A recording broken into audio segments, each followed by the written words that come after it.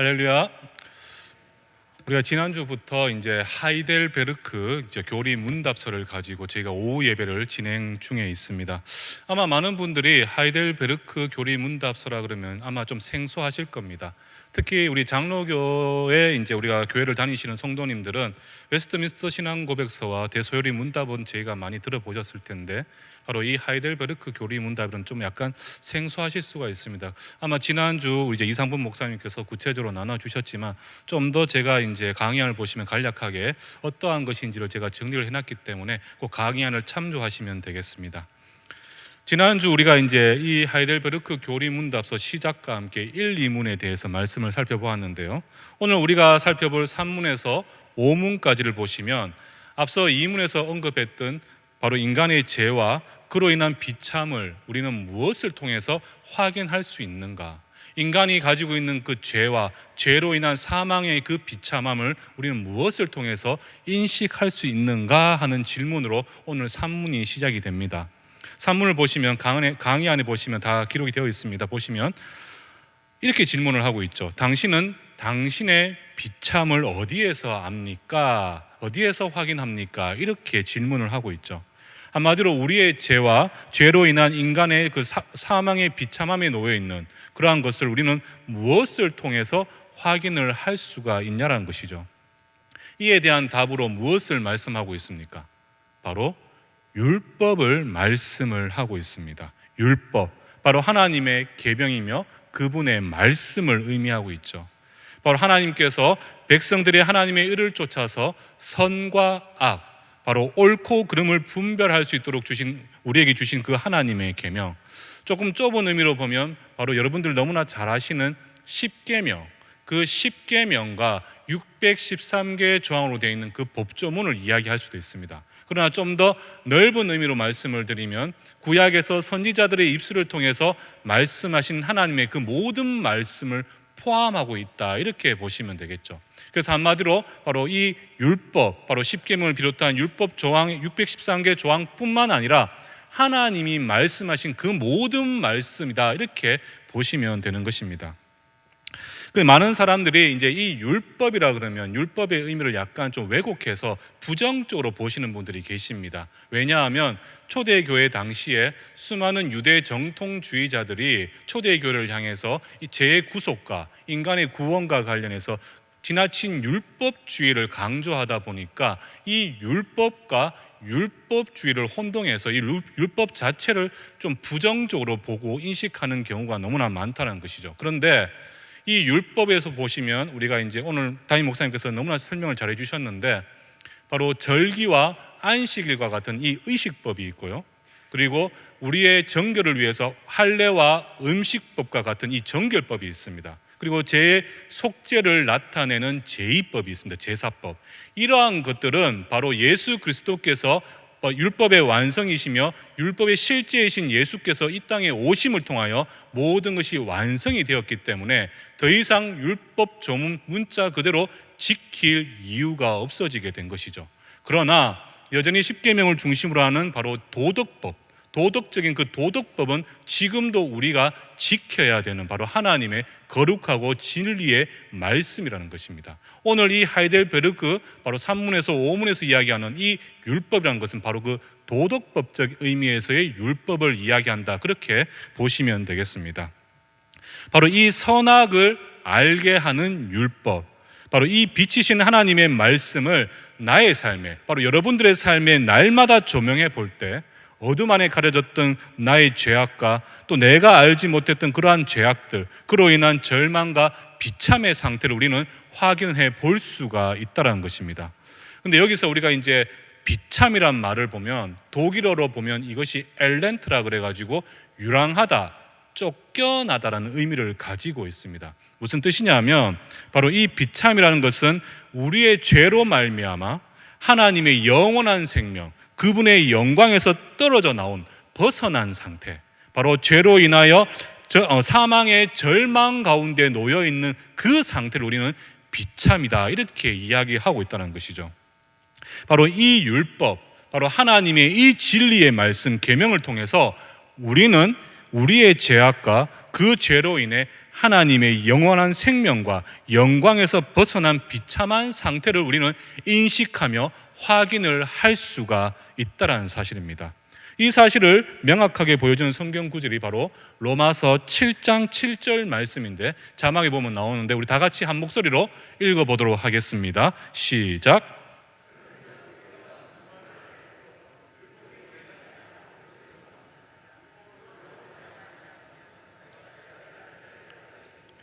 곧 율법이 탐내지 말라 하지 아니하더라면 내가 탐심을 알지 못하였으리라. 아멘. 사랑하는 성도 여러분들, 결국 우리가 이 말씀을 통해서 우리가 한 가지 내릴 수 있는 결론이 무엇입니까? 우리가 얼마나 이 세상 가운데서 또 죄와 비참 가운데서 사망의 종로로 타고 있다는 그 사실을 깨닫고 알게 해주는 것은 오직 무엇뿐이란 사실입니까? 바로 하나님의 말씀만이 그것을 알게 해준다라는 것이죠. 이런저런 세상의 가치들 많지 않습니까? 철학적인 부분들, 세상의 기준과 사상이 아무리 좋아 보인다 할지라도 그것이 하나님 보시기에 절대적인 옳고 그름의 판별 기준이 될 수가 없다는 것이죠. 많은 사람들이 한 가지 착각하고 오해하고 있는 것이 무엇이냐면, 우리가 하나님의 이름만 내세우고 있다면 세상의 기준과 가치를 쫓아서 내가 믿고 싶은 대로, 내 소견대로 행하고 싶은 대로 해도 된다라고 생각하는 분들이 너무나 많다는 사실입니다. 그러나 이 성경을 통해서도, 이 하이델베르그 교리 문답서를 통해서도 우리는 무엇을 확인할 수가 있습니까? 결코 그렇지 않다.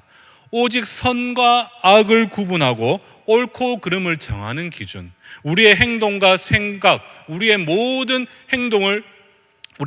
생각과 행동을 정립하는 그 기준은 무엇인가? 바로 하나님의 말씀, 이 율법밖에 없다라는 사실입니다. 세상이 아무리 좋은 철학을 갖다 민다 할지라도, 또 세상에 수많은 가치관과 이상과 이념과 신념을 갖다 내민다 할지라도 그것은 절대 옳고 그름의 판단 기준이 될 수가 없다는 것이죠. 오직 바로 이 하나님께서 우리에게 주신 이 진리의 계명, 율법만이 오직 참된 옳고 그름의 분별 기준이 된다는 사실입니다. 오직 선과 악을 구분하는 기준은 바로 오직 하나님의 말씀, 율법밖에 없다는 것이죠. 그래서 요시야 왕 당시에 보시면요, 종교적으로 타락한 이스라엘을 향해서 종교개혁을 요시야 왕이 단행할 때 그가 뭐를 주창을 했습니까? 좌로도 우로도 치우치지 말고. 이게 무슨 뜻이겠습니까? 세상 그 어떤 가치와 신념과 이념에도 치우치지 말고 오직 율법, 바로 하나님의 말씀에 치우쳐야 된다. 이것을 모토로 내걸고 그는 종교개혁을 단행을 했습니다. 바로 하나님의 말씀만이 참된 진리를 분별하며 바로 선과 악과 옳고 그름을 분별할 수 있는 유일한 기준이 된다는 사실이죠. 이와 관련해서 특별히 예를 하나 들면요, 요즘 세상적으로 이슈가 되는 문제들이 참 많지요. 대표적인 것이 무엇이겠습니까? 요즘에 저희가 차별금지법이라는 그 법을 통해서 지금 동성애나 혹은 제3의 성을 인정하느냐 마느냐 하는 이 문제가 계속 심각한 문제로 대두되고 있지 않습니까?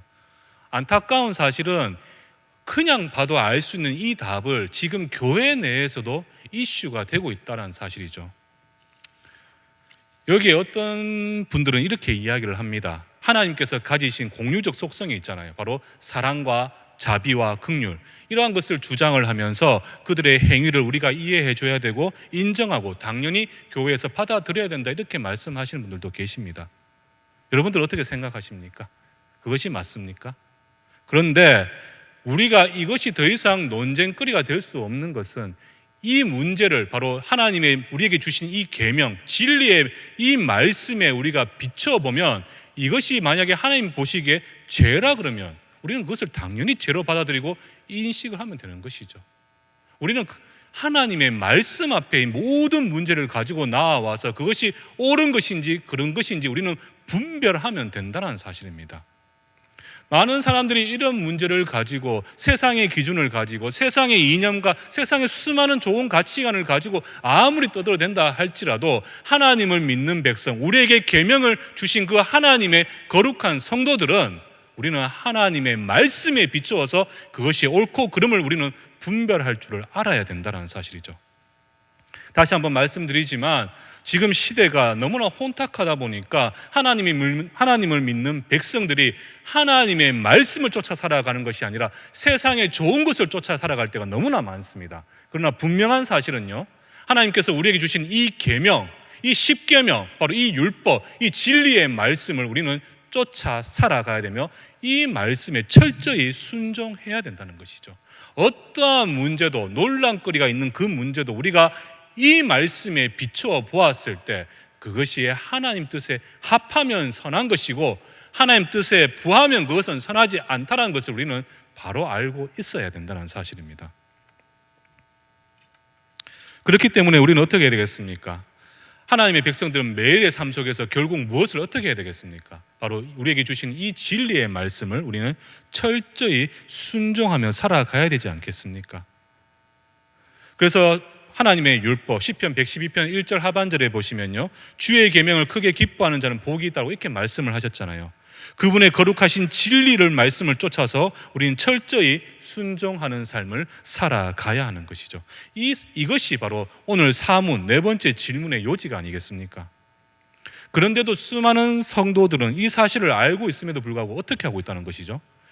여전히 그렇게 하고 있지를 않다는 것입니다.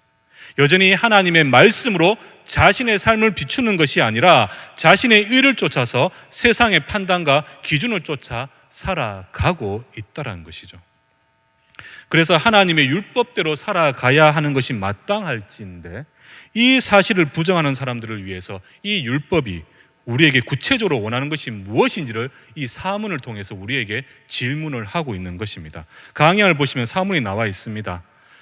하나님의 율법이 우리에게 요구하고 있는 것이 구체적으로 무엇이라고 이야기를 하고 있습니까? 우리가 앞에서 읽었던 마태복음 22장 37절에서 40절까지를 통해서 우리는 크게 두 가지로 정리를 할 수가 있겠죠. 첫 번째는 바로 하나님 사랑, 두 번째는 바로 이웃 사랑입니다. 이것이 우리가 구약의 율법을 공부를 해보면요, 율법의 도덕법에 있어서의 핵심이다 이렇게 보고 있는 것이 바로 이 하나님 사랑, 이웃 사랑이라는 것이죠. 바로 이것이 오늘 우리가 이제 그 강의 안에 보시면 우리가 이제 하이델베르크 이제 사문에 보면 이렇게 나오지 않습니까? 이 두 가지가 바로 율법의 강령이다. 바로 율법을 총정리한 요약이다. 이렇게 우리에게 말씀을 하고 있습니다. 쉽게 말씀드리면 하나님께서는 이 율법, 우리에게 주신 이 진리의 말씀을 통해서 우리에게 원하시는 것은 딱 두 가지밖에 없다는 것이에요. 바로 하나님, 우리가 하나님을 사랑하고 그 사랑의 마음으로 누구를? 바로 우리의 이웃을 사랑하는 것. 이것이 바로 하나님께서 율법을 통해 우리에게 원하시라는 바라는 것이죠. 오늘 담임 목사님께서 마지막에 오늘 말씀을 하실 때 결론을 내리신 부분이 있지 않습니까? 우리가 예수 그리스도를 사랑하고 우리가 정말 하나님을 사랑하게 된다면 그 말씀을 순종하고 쫓아서 어떻게 하는 겁니까? 하나님의 그 말씀을 철저히 철두철미 순종할 수밖에 없다라고 말씀하셨지 않습니까? 맞다라는 거예요. 우리가 이 하나님을 사랑하게 되면요, 우리는 하나님 말씀을 쫓아서 그 말씀을 순종하게 될 것이고 그 순종을 쫓아서 어떻게 합니까? 우리는 이웃을 사랑할 수밖에 없다라는 것입니다. 우리는 바로 이 하나님을 사랑하고 이웃을 사랑하는 것, 바로 이 율법을 통해서 우리는 그것을 다시 한번 확인을 할 수가 있다라는 것이죠. 그러니까 여러분들 한번 생각해 보십시오. 율법은 우리의 죄와 비참을 어떻게 알게 해준다는 것입니까? 바로 항상 마음과 목숨과 뜻을 다하여 하나님을 사랑하면 그것은 바르고 옳은 것이고, 그렇지 않고 하나님이 아닌 나 자신을 사랑하는 것, 혹은 모든 판단과 행동이 말씀이 아닌 내 생각과 세상의 기준이 된다면 이것은 바로 이 말씀에 비추어 보았을 때 악이 되고 죄가 된다는 사실입니다. 또한 이웃 사랑을 한번 보겠습니다. 레위기 19장 18절에 보시면 이렇게 말씀을 하고 있습니다. 자막에 보시면 나오는데, 원수를 갚지 말며 동포를 원망하지 말며 내 이웃 사랑하기를 내 자신과 같이 사랑하라. 나는 여호와이니라. 이렇게 말씀을 하죠. 하나님께서 나를 사랑하신 것만큼 그 사랑을 어떻게? 바로 내 이웃에게 은혜롭게 흘려 보내야 한다는 것이죠. 이것은 우리에게 주신 하나님의 명령이라는 것입니다. 그런데 우리가 하나님의 그 명령을 불순종하면 그것이 뭐가 됩니까? 바로 죄가 될 수밖에 없지 않습니까? 근데 참 놀라운 사실은요, 우리가 이 율법, 하나님을 사랑하고 이웃을 사랑하라는 이 율법의 강령에 있어서 바로 이 율법의 요구에 완전히 부응하시는 분이 한 분 계시죠. 누구시겠습니까? 바로 우리의 구주 되시는 예수 그리스도가 바로 되십니다. 예수님 어떤 분이십니까? 하나님만을 사랑하면서 철저히 그분의 말씀을 쫓아서 우리를 위해 죽기까지 그 말씀에 순종을 하신 분이십니다. 또한 예수님은요, 하나님의 뜻을 쫓아 주위에 힘들고 어렵고 연약한 이웃을 위해 자신을 마땅히 희생을 하셨습니다. 하나님 사랑, 이웃 사랑을 위해 자신의 목숨까지 내어놓으셨던 분이 바로 우리의 구주 예수 그리스도가 되시는 것이죠. 그런데 우리가 여기서 분명히 아셔야 되는 것은 예수님께서는 하나님만을 사랑하셨다는 사실입니다. 우리가 먼저 하나님만을 사랑하게 될 때 우리는 이웃을 사랑할 수가 있다는 것이죠. 이 율법에 있어서 우리에게 요구하는 첫 번째 우선순위는 하나님을 향한 나의 정결한 마음인 겁니다. 집중된 마음. 그 마음을 우리가 갖게 되었을 때 우리 안에 무엇이 생긴다는 것이죠? 이웃 사랑이 자연스럽게 생긴다는 것입니다.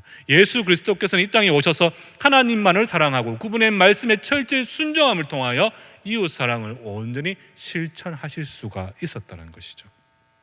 바로 이러한 예수 그리스도, 우리에게 있어서 죄를 드러내는 이 빛이신 그분께 우리의 모습을 날마다 비춰보게 될 때 어둠에 가려져 있던 우리의 죄는 더욱더 철저히 드러날 뿐만 아니라 죄로 인한 비참, 바로 하나님의 거룩한 영원한 생명과 그 영광에서 벗어나 있는 이 비참의 상태가 자연스럽게 드러날 수밖에 없다는 것입니다. 사랑하는 우리 성도 여러분들, 제가 앞에서 이 율법은 선악과와 같다 이렇게 제가 말씀을 드렸죠. 이 말이 무슨 뜻이냐 하면 쉽게 말씀드리면 하나님의 뜻에 순종하면서 하나님만을 사랑하는 것이 선이고 하나님께서 우리에게 명하신 대로 이웃을 사랑하는 것만이 선이라는 것입니다. 그러나 반대로 하나님의 말씀을 버리고 하나님의 말씀을 떠나 하나님과 이웃이 아닌 나를 사랑하는 것, 나를 사랑하는 것은 무엇이 되겠습니까? 바로 죄가 된다는 것이죠. 특별히 나를 사랑한다는 것은 우리가 죄의 모습 중에 어떠한 모습입니까? 두 단어로 있지 않습니까? 바로 두 글자, 바로 교만이 되는 것이죠. 바로 죄의 시작이 되는 교만이 될 수가 있다는 것이죠. 하나님께서는 우리가 언제나 교만에 빠질 수 있는 그런 위험성, 죄성을 가지고 있기 때문에 하나님께서는 다시 한번 우리에게 이 율법을 통해서 무엇을 말씀하고 계신 겁니까?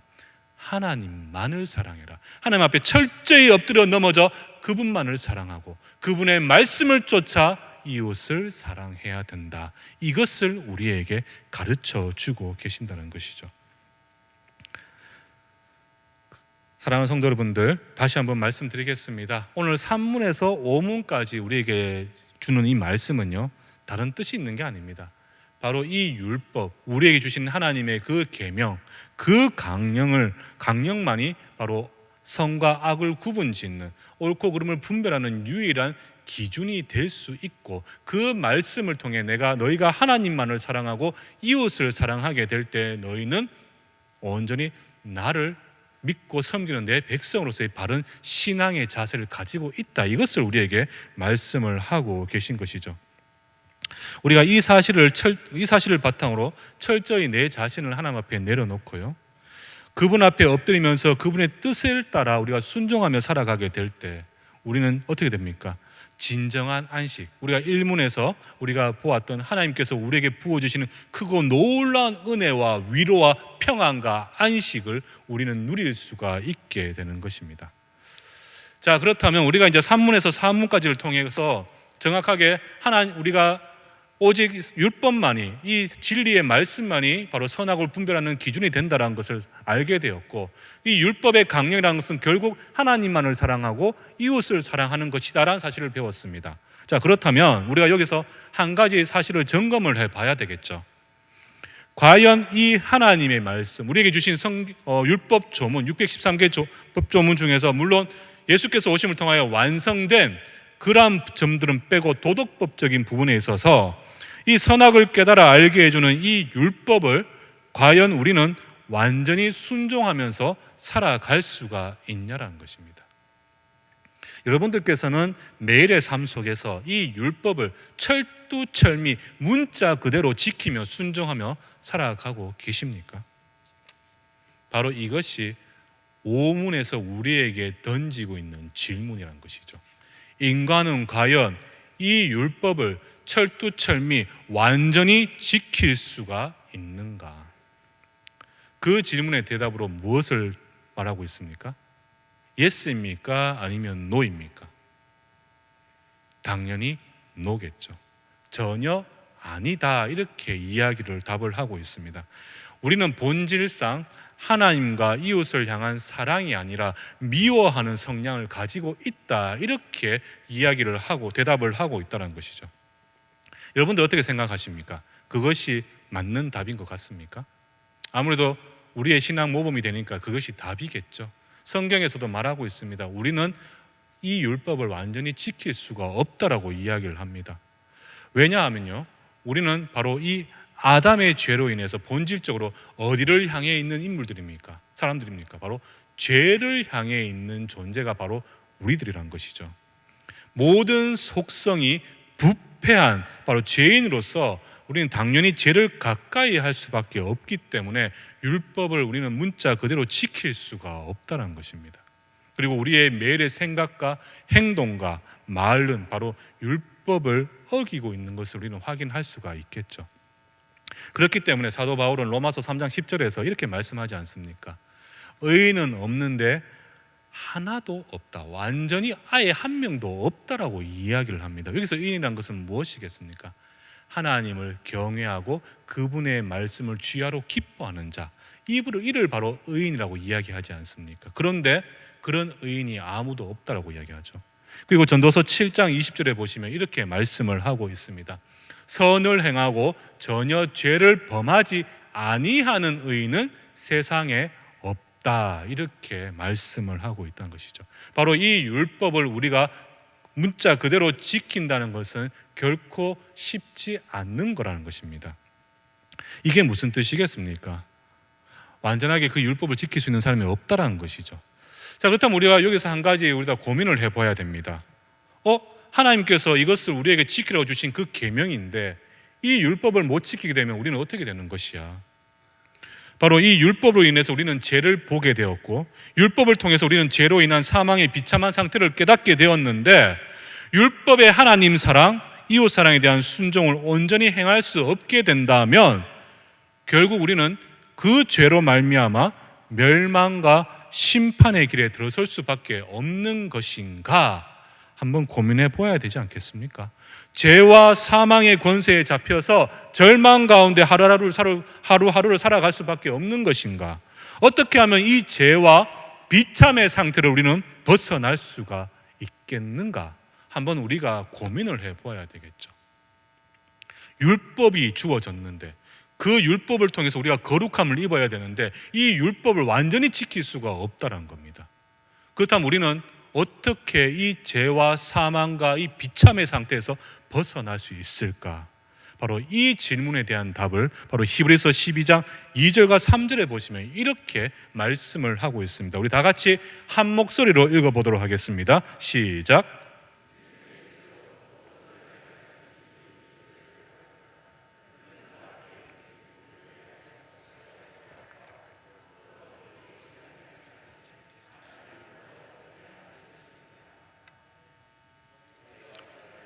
낙심하지 말 않기를 위하여 죄인들이 이같이 자기에게 거역한 일을 참으신 일을 생각하라. 아멘. 믿음의 주요 또 온전하게 하시는 이인 예수를 바라보자. 이제는 율법에서 시선이 어디로 옮겨졌습니까? 바로 율법의 실제이시면서 율법의 완성이신 바로 예수 그리스도를 향해서 시선이 옮겨졌다는 것이죠. 바로 믿음의 주, 바로 우리의 믿음의 창시자이신 바로 우리의 창시자이며 우리를 유일하게 온전케 하시는 분, 그 예수만을 바라보자, 이렇게 이야기합니다. 자, 그렇다면 그 예수는 어떠한 분이신가? 그는 그 앞에 있는 기쁨을 위하여 십자가를 참으사 부끄러움을 개의치 아니하시더니 하나님 보좌 우편에 앉으셨느니라. 그 앞에 있는 기쁨, 바로 저와 여러분, 이 죄인을 위해 죄와 사망의 권세를 끊으신 그 영광스러운 죽음과 부활과 승천을 통한 그 기쁨을 위해서 어떻게 하셨다는 겁니까? 바로 우리를 위해 십자가의 수치와 고통을 전혀 개의치 않으시고 궁극에는 바로 승천하셔서 하나님 보좌 우편에 앉아 계신 분, 제가 앞에서 말씀드렸던 율법의 완전한 실체이시면서 실제이고 완성이 되시는 우리 구주 예수 그리스도, 그분만을 바라봐야 된다라는 것이죠.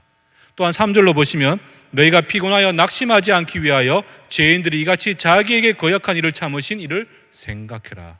쉽게 풀어드리면요, 우리가 이 땅에서 살아가다 보면 신앙의 위기에 직면할 때가 있지 않습니까? 신앙의 경주를 중단하고 싶을 때마다 누구를 바라보라는 것입니까? 우리의 그 수많은 제약을 참고 인내하셨던, 그럼에도 불구하고 우리를 위하여 십자가에 못 박혀 죽기까지 그 사랑을 증거해 보여주셨던 그 예수 그리스도를 기억하라는 것입니다. 예수 그리스도 한 분만을 바라보며 예수 그리스도의 그 십자가를 우리가 기억하며 그분을 의지하며 나아가게 될 때 우리는 어떻게 되는 것입니까? 하나님의 크고 놀라운 은혜 아래서 더 이상 율법의 강령에 우리가 얽매이는 것이 아니라 예수 그리스도 복음의 은혜 아래 우리는 놓일 수가 있게 되는 것이죠. 바로 예수 그리스도, 날마다 우리를 사랑하사 우리의 죄악을 보시면서도 참고 인내하시는 그 예수 그리스도를 날마다 생각해라. 그렇게 할 때 핍박과 수많은 시련 가운데서 나의 죄성이 더욱 드러나고 죄로 인해 사망과 절망과 비참 가운데 우리가 놓인다 할지라도 우리는 우리를 온전케 하시는 예수 그리스도, 나를 위하여 십자가 죽기까지 그 사랑을 보여주신 우리의 왕이요 유일한 구원자 되시는 예수 그리스도, 그분을 바라보며 우리는 하늘의 위로와 회복의 기쁨을 우리는 누리면서 그 말씀을 기꺼이 즐거이 순종하며 우리는 이 땅을 살아갈 수가 있게 되는 것입니다. 더 나아가서요, 우리가 죄의 어둠에서 벗어나 하나님께서 부어주시는 영광과 존귀와 빛 가운데 우리는 나아가게 될 것이고, 그 하나님의 손에 붙들려서 우리는 어떻게 됩니까? 이 험한 세상 가운데서도 우리가 때로는 정말 핍박 가운데 놓일 수도 있겠죠. 7배나 더 뜨거운 풀문불에 들어갈 수도 있습니다. 그때마다 우리는 지금의 이 신앙의 경주를 멈추고 싶어 할 때가 있을 것입니다. 우리는 율법의 조문을 지키려고 순종하고 노력할 때마다 우리는 오히려 더 우리 안에 있는 그 죄악이 드러날 때마다, 죄성이 드러날 때마다 우리는 더 절망 가운데 빠질 수도 있습니다. 그러나 우리는 그 예수 그리스도, 나를 위하여 자신의 목숨까지 버리셨던 그 사랑의 하나님을 우리는 바라보게 될 때 우리는 그 은혜 안에서 우리에게 베푸신 그 영원한 생명과 참된 그 영광의 기쁨 안에 우리는 들어갈 수가 있게 되는 것입니다. 말씀을 마무리하도록 하겠습니다. 오늘 우리가 좀 나누었던 하이델베르그 3문에서 5문의 내용은 조금 어려운 내용입니다. 왜냐하면 우리는 복음이라는 의미를 좀 더 가까이 하고 있지, 우리는 율법의 개념은 조금 멀리하고 있는 입장이지 않습니까? 그러나 다시 한번 제가 말씀을 드리지만 이 율법, 도덕법적인 의미에서의 이 율법, 선지자의 입술을 통해서 하신 하나님의 이 말씀은 우리는 온전히 지켜 순종해야 될 것이고, 이것만이 바로 이 세상에서의 어떤 철학과 사상과 가치와 이념보다도 더욱더 옳고 그름을 분별하는 유일한 참된 기준이 된다는 사실입니다. 그리고 어떠한 상황 가운데서도 우리는 이 율법을 완전히 지킬 수는 없지만 율법의 완성이시며 실제이신 예수 그리스도를 바라볼 때 우리는 어떤 상황 속에서도 핍박과 시련과 고난 가운데서도 우리는 하나님의 그 놀라운 구원의 은혜, 참된 회복의 은혜를 누리며 이 땅을 살아갈 수가 있는 것이죠. 여러분들, 이 하이델베르그 3문에서 5문은 죄와 율법의 관계를 이야기하지만 앞에서 말씀드린 것 같이 딱 두 가지를 기억하셨으면 좋겠습니다. 여러분들께서 이 율법의 말씀, 이 하나님의 말씀을 순종한다는 것은 결국에는 무엇을 하는 것입니까? 하나님 사랑, 이웃 사랑이라는 것이죠. 이 두 가지를 꼭 기억하시면서요. 제가 첫 서두에서 예를 들었던 인물이 있죠. 요시야 왕. 저는 여러분들이 이제 구약을 볼 때 이제 요시야 왕을 좀 약간 주목해서 보셨으면 좋겠는데요. 이 요시야 왕은 다윗보다도, 성경을 보시면 다윗보다도 더 하나님께 칭찬받았던 인물이 바로 이 요시야 왕입니다. 그는 정말 하나님 앞에 온전했던 인물입니다. 근데 그가 외쳤던 것이 무엇입니까? 바로 오늘 3문에서 5문에서 이야기하고 있는 것이 무엇이죠? 오직 율법, 오직 여호와라는 사실이죠. 이것이 시대가 바뀌어서 1517년 마르틴 루터가 95개조 반박문을 가지고 외쳤던 것이 무엇입니까? 오직 말씀, 오직 성경, 그리고 오직 예수입니다. 우리의 삶에 오직 성경, 오직 예수, 오직 율법, 오직 여호와, 이것이 내 삶의 기치가 되고 내 삶의 모토가 된다면 우리는 어떤 상황 가운데서도, 특별히 포스트 코로나 시대, 어떻게 보면 인본주의가 더 창궐할 것이고, 어떻게 보면 믿는 사람들, 절대적인 하나님을 믿는 사람들은 더욱더 핍박 가운데 놓일 수밖에 없는 이 시대를 살아가는 우리들이 아무리 힘든 상황 가운데 놓인다 할지라도 우리는 그 하나님의 은혜, 바로 구원과 회복의 그 기쁨의 은혜에 우리는 놓이게 될 것이고, 우리는 참된 거룩한 백성으로서의 신앙의 경주를 무사히 마칠 수가 있게 될 것입니다. 그 하나님의 은혜를 바라보시면서요, 오늘 하루도, 이제 내일 하루도 매일의 삶 가운데서 내 삶을 이 율법에 비춰보고 옳은지 그른지 분별하시면서 하나님의 뜻에 따라 온전히 순종하며 살아가실 수 있는 귀하고 복된 우리 내일의 성도님들 되시기를 주님의 이름으로 축원합니다.